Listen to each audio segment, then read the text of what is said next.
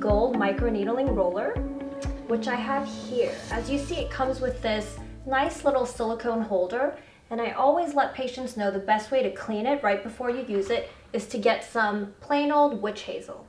So what I'm going to do is, this is witch hazel, and I just pour it in directly, just so that the gold roller is completely immersed in the witch hazel.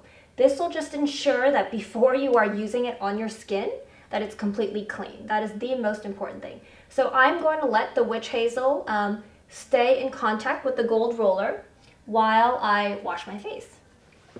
So now your roller has been sitting in the witch hazel for about a minute or so. So you can pull it out, and the leftover witch hazel, I always like to just drizzle it on top of the roller, just to again ensure it's completely clean. And you just need to rinse it with cold water, and then you are ready to go. So here's the gold roller. The most important thing is you want to do it in 4 directions. Doesn't matter which one you start with, but the 4 directions are, we're going to start vertically. So you just want to roll up and down, okay, vertically, really covering every single part of your face. So that's kind of the vertical. You can go, I like to go really close to the lower eyelids. So you're just going up and down.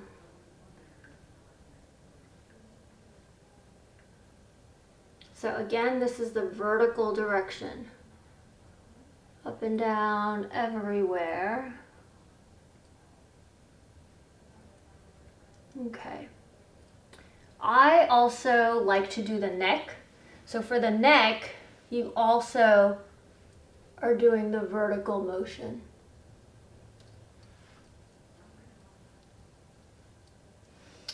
I spend a little extra time right below the chin and the jawline, but that's the vertical direction. Then you can do it horizontally. So that is just going in this left and right direction. And yes, your skin is going to turn a little pink. You can see that my skin is turning a little pink. I even like to do my upper eyelids, do your entire forehead.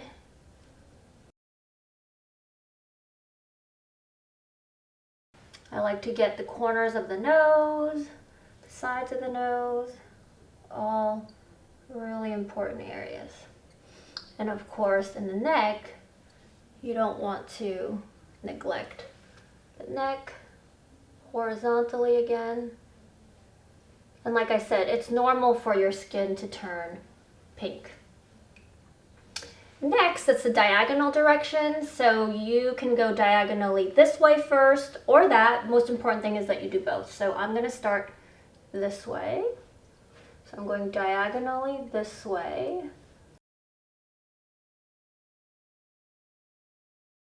And you know, there's really no right and wrong. I mean, you can start off going in one direction and switch off to the other.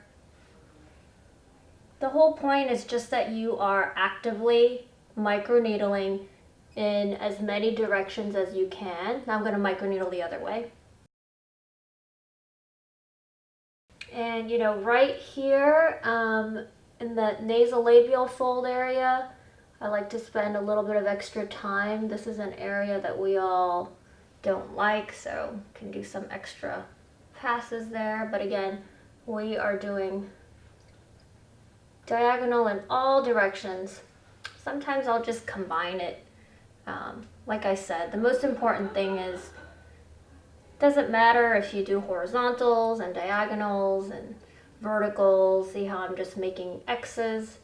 The whole point is you just want to cover every single surface area of your skin on your face and make sure that every area has been stimulated for maximal collagen production.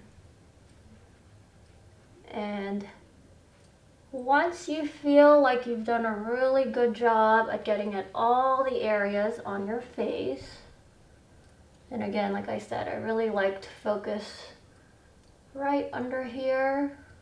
Get a lot of patients who come and complain about that area right there.